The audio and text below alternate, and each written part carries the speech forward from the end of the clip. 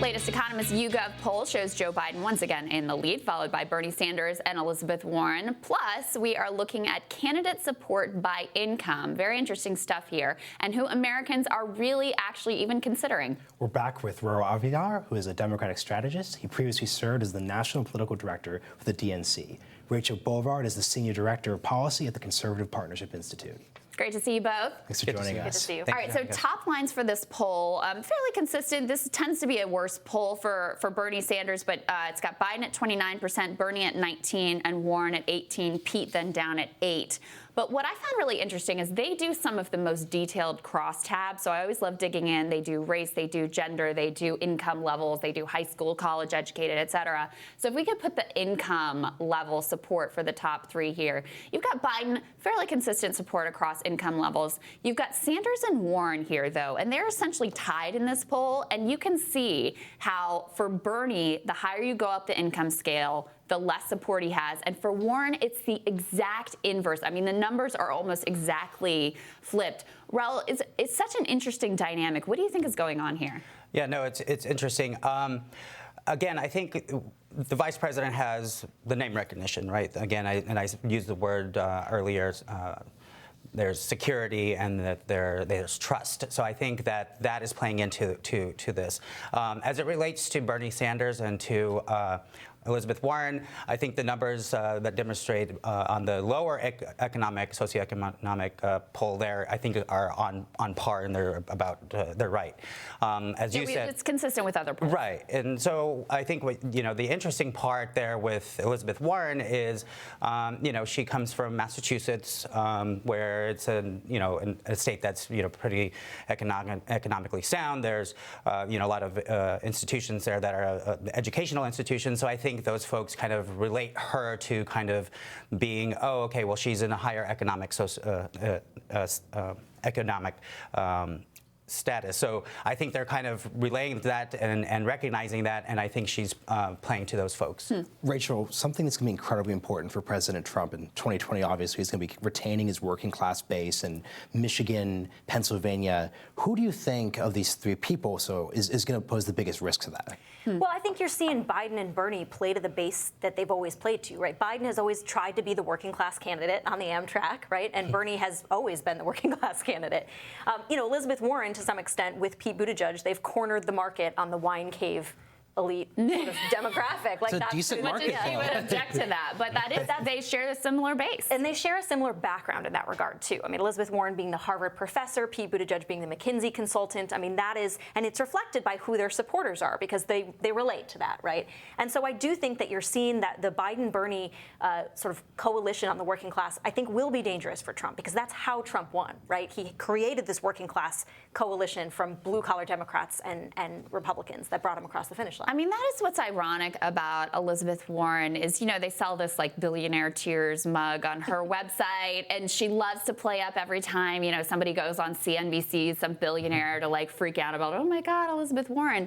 But the reality is quite different. The reality is the higher up on the income scale you go, the more likely you are to find Elizabeth Warren support. So it's kind of a central tension almost in her campaign, Rachel. And it's one I think she hasn't been able to overcome, and I think it turns a lot of people off, because you want her to be one or the other, and she tries to be everything. She tries to be down home, blue collar, but she isn't. At the end of the day, she's highly educated, she's in the upper income bracket, and there's nothing wrong with that necessarily, but she tries to play both sides and have it all and be everything to everyone, and I don't think it comes across well. I don't think it's her personal status. I think it's the way I think it's the fixation on plans, and I'm going to get the experts in and draft the white papers. I mean, she falls very different in terms of her policies than Hillary Clinton, but it's that same basic belief in the experts, that like belief in the technocracy that affluent white liberals really respond to. Raul, I wanted to get you in on, though, another piece of this poll, which is they asked this question, it's very interesting, of who are you even considering,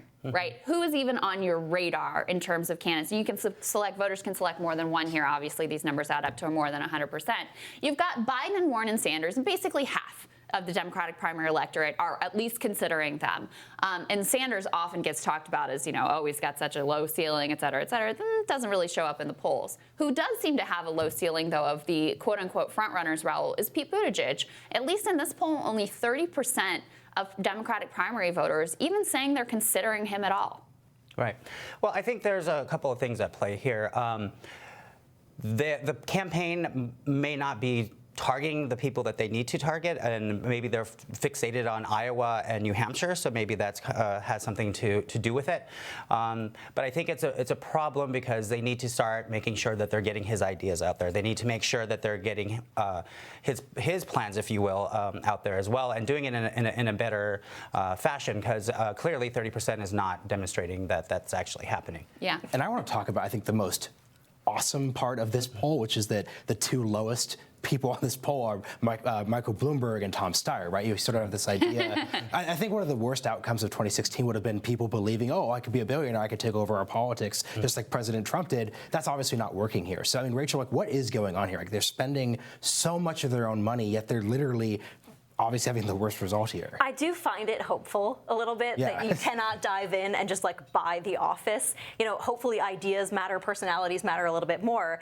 But I think with Pete Buttigieg, the thing that makes me laugh is that 30% says to me he's still the candidate that seems like he was designed in a lab to like annoy everyone. And that's what that 30% says to me a little bit. Because right, every time you see him, he's sort of like angry and finger wagging. And again, the young left hate him because they see him as a reformer and not a revolutionary. And that, to me, I think is the biggest takeaway from this poll. The people at the top of the chain are either, has Joe Biden, right, low information voters clinging to name ID, or Bernie Sanders, who's this revolutionary candidate that I think is really speaking to the needs and hopes and desires of a lot of the Democratic base. They loathe Pete because they know him. He's that hollow careerist who will like do a vacuous anything corporate to get candidate. to. I mean, that's what he comes off as. What I find interesting here, though, as you were saying that, is you've got who are the candidates that the media tells you should have the broadest appeal, right? The centrists who are supposed to split the difference and appeal to everyone. And yet, Pete, only 30% are even taking a look at him. Amy Klobuchar, only 21% are even taking a look at her. So these candidates that are supposed to have such broad appeal and be so generally electable, et cetera, have apparently very narrow appeal when it comes down to it. Well, Raul, let's go into the Biden thing, though, because you said you basically referred to his voters as low information.